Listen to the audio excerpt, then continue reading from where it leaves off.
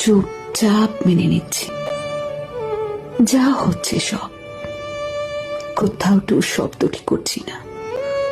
কষ্ট হচ্ছে, কিন্তু বুঝতে দিচ্ছি না কেন করলে এরকম। এই প্রশ্ন কোথাও রাখছি না।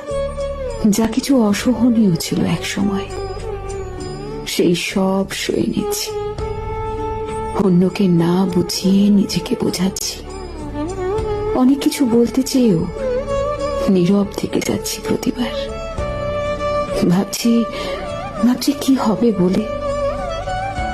এতে আমার ক্ষতি হচ্ছে না লাভ বুঝতে পারছি না। তবে এটুকু বুঝতে শিখেছি যে মানুষ বড় জটিল উপপাদ্য।